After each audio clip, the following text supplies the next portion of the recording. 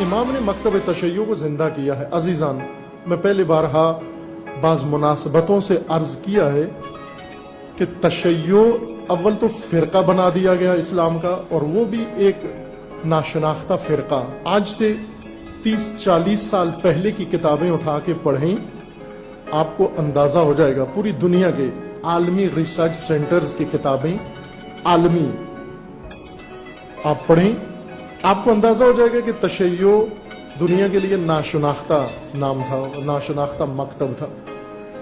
جتنے بھی محققین عالمی سطح کے لوگ، یہ بار بار میں اس لیے تاکید کر رہا ہوں کہ آپ پھر اپنے گاؤں سے کوئی نمونہ اس بات کے توڑ کے لیے پیش نہ کریں، عالمی سطح کی تحقیق، عالمی لیول کی تحقیق میں تشیع ناشناختہ تھا۔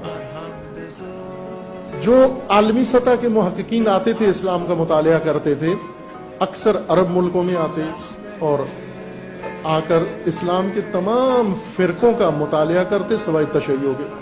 تشیع کو چھیڑے بغیر چلے جاتے، بہت زیادہ اگر تشیع کے بارے میں بات کرتے فٹ نوٹ لکھ دیتے کہ ہم نے سنا ہے اس دنیا کے بعض حصوں میں ایک فرقہ بنامی شیعہ بھی موجود ہے، لیکن جس طرح بعضوں نے کہا ہے کہ اس کو مذہب شمار نہیں کیا جا سکتا۔ کیوں؟ اس لیے کہ اس کے پاس مذہب کے بنیادیں نہیں ہیں، چونکہ صرف رسومات ہیں۔ دشمنان شیعہ نے تشیع کا جو تعارف کروایا ہے، ایک ہندی معاند نے کتاب لکھی ہے تشیع کے خلاف، پرانی کتابوں میں سے ہے، اور اس نے لکھا شیعہ کے بارے میں، چونکہ شیعہ کو پڑھا نہیں۔ جب مولانا مودودی جیسا محقق آدمی، روشن فکر آدمی، جو دنیا کا ہر مکتب پڑھتا ہے، مغربی فلسفہ پڑھا، مشرقی فلسفہ پڑھا، کمیونزم پڑھا، سوشلزم پڑھا، ہر ازم مولانا مودودی نے پڑھا اور اپنی حد تک اچھی رائے بنائی اور قائم بھی کی۔ خود اعتراف کرتے ہیں کہ میں نے تشیع کو نہیں پڑھا۔ عجیب ہے کہ اس سطح کا آدمی بھی زحمت نہیں کرتا کہ شیعہ کے بارے میں کتاب لے کر مطالعہ کرے۔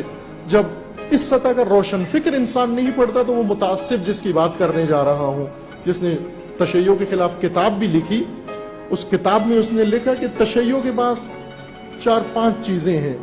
ایک کیا ہے؟ بدعات ہیں، رسومات ہیں، خزابلات ہیں، اور پتہ نہیں اس طرح کے چند الفاظ اس نے لکھے کہ یہ تشیع کی کل تعلیمات کا نام ہے۔ اس نے تشیع کو کہاں سے سمجھا؟ روڈ پہ، سڑکوں سے اس نے تشیع کا مطالعہ کیا۔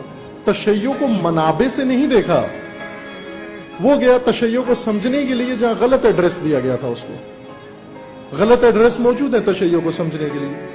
اگر کوئی لاہور میں آئے کہ میں شیعہ کو سمجھنا چاہتا ہوں، کہاں جاؤں؟ وہ بعض لاہوری ایڈریس دے دیتے ہیں کہ فلاں جگہ جاؤ، تشیع وہاں ملے گا تمہیں۔ اپنے منبع کی طرف اس کو رجوع دیں۔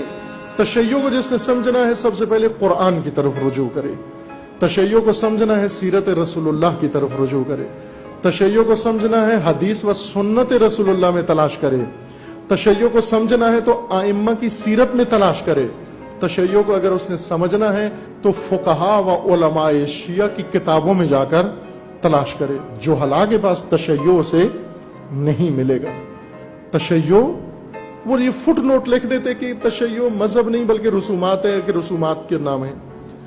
آج 40 سال کے بعد یا 35 سال کے بعد جو کتابیں اسلام شناسی کی عالمی سطح پر لکھی جا رہی ہیں، ان میں تشیع اب فٹ نوٹ سے نکل آیا باہر، اور فہرست کی تہ سے نکل کر سر فہرست آ گیا ہے۔ آج ہر محقق مجبور ہے کہ پہلے تشیع کا مطالعہ کرے پھر کسی اور مسلک کا مطالعہ کرے۔ خب کس نے اس گمنامی سے نکالا، اس تہخانے سے نکالا، اس ناشناختہ ہونے سے نکالا، اور اعلیٰ ترین مقام پر جا کر، دنیا کے اعلیٰ ترین منارے پہ جا کر درج کر دیا؟ عزیز ایمان، امام خمینی صرف وہ فقی نہیں ہیں کہ جنہوں نے چند صرف فتوے دیے، چند مقلد بنائے اور چند روپے خم سے اکٹھا کر لیا۔ خمینی اس فقی کا نام نہیں ہے۔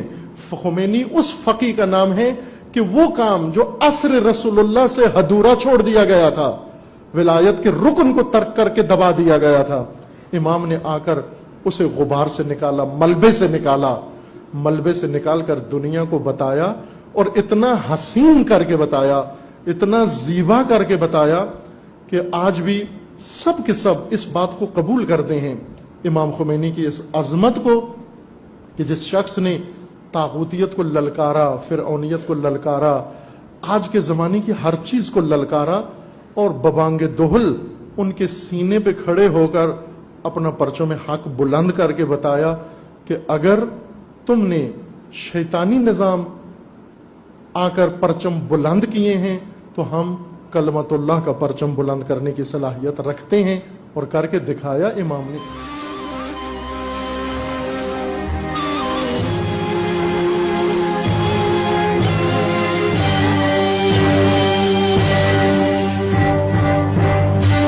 خروش دریا، سکوت صحرا،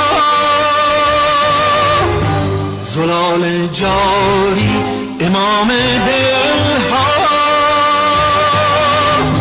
تو دل می ربودی، چو لب می گشودی، که لب تشنگان را چو باران بودی، تراوت باران صدای تو بود، نشاط جمال صفای